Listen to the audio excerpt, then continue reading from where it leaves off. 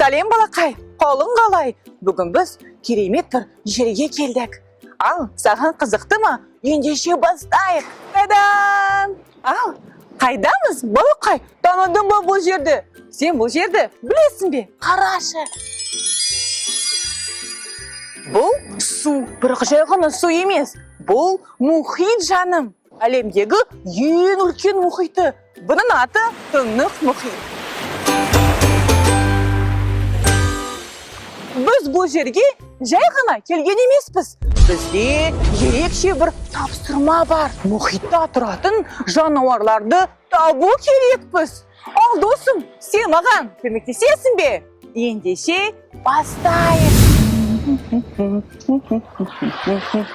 Балақай, егер де сен жануарды бірінші тапсаң, маған айтуға ұмытпа. Келістік пе?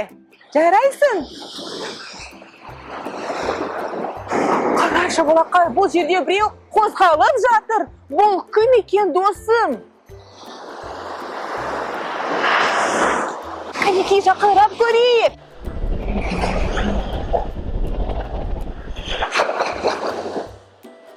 Балақай, таныдың ба сен бұны?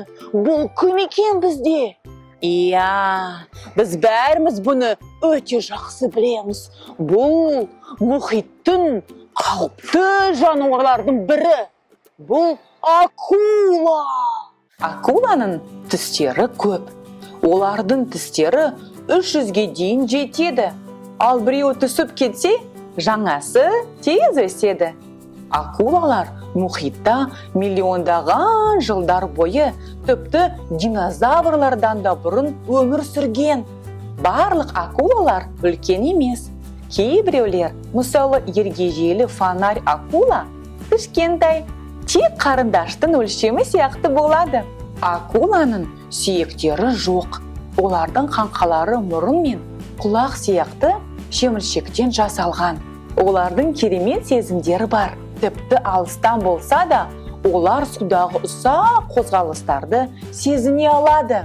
Акулалар барлық пішіндер мен түстерде келеді. Көптеген акулалар зиянсыз. Олар балық пен ұсақ теңіз жануарларын жейді.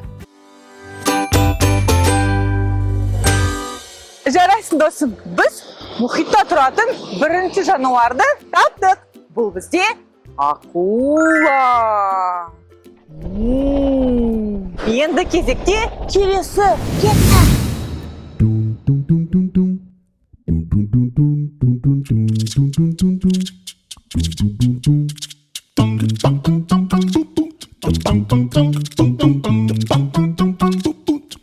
Балақай, менің ойымша, мен ешкімді тапқан жоқпын. Мүмкін сен көріп тұрсың. Бұл кімнің дыбысы? Бұл дыбыс ана жерден шығып жатыр. Қанекей көрейік. Балақай, қарашы, мен кімді таптым? Қарашы, бұл кім екен? Ол бізден көмекті сұрап жатыр.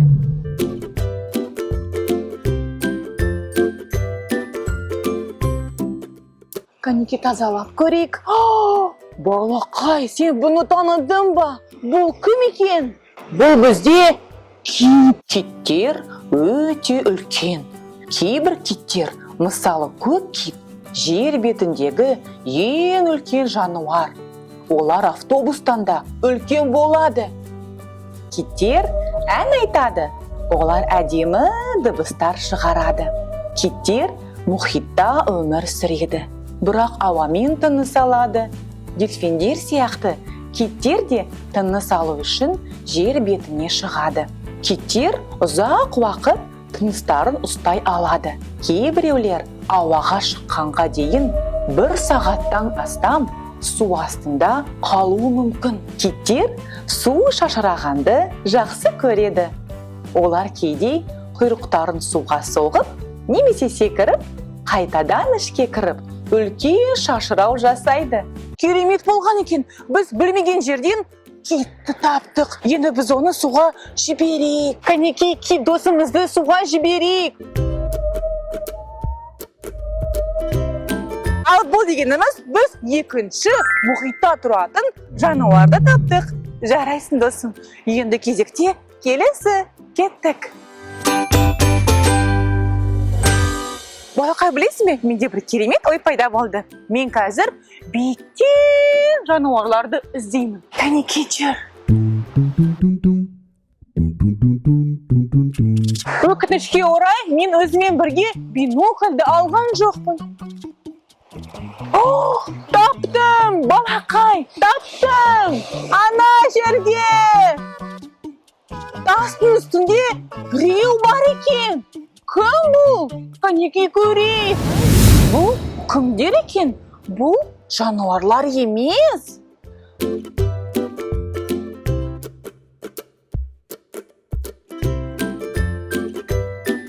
Енді мен түсіндім. Олар бұл жерде демалып жатыр екен. Сәлем, достар. Ал біз не істеп жатырмыз бұл жерде, достар? Біз мұхитта тұратын жануарларды іздеп жатырмыз. Сендер бізге көмектесе аласыңдар ма? Ана жерден, көрдім, ана жерде біреу бар. Бізді біреу көмекке шақырып жатыр. Жүріңдер, көмектесеміз. Кім бұл? Қазір. Біздің ойымызша дыбыстар бұл жерден шығып жатыр. Кәнекей, тексеріп көрейік. Міне көрдім, таптым, балақай. Балақай, қараңдар, бұл жануарға көмек керек. Ол шөп арасынан шыға алмай жатыр. Маған көмек керек. Не істейміз енді? Не істейміз? Балалар, китті көмекке шақырайық па? Қараңдар, балақайлар, олар келді.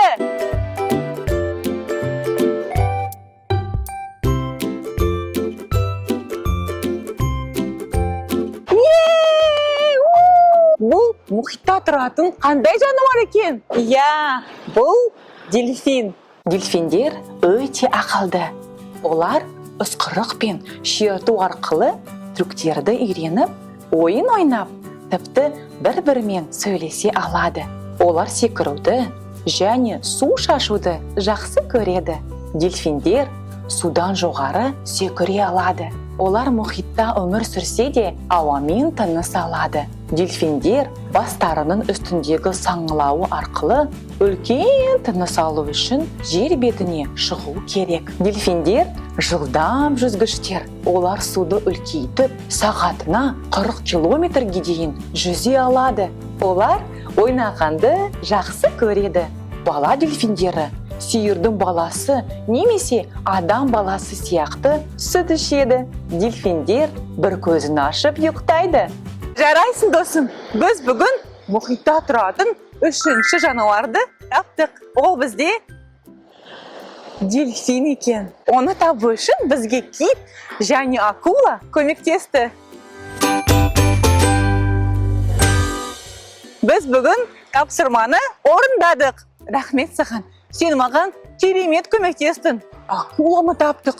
Одан кейін китті құтқардық. Одан кейін біз 2 русалочканы таптық. Және ең соңында біз дельфинге көмектестік. Жарайсыңдар, достар. Мен саған бүгінгі керемет тапсырма бағдарлама ұнаса, сен маған лайк қос. Достармен бөліс және келесі кездескенше.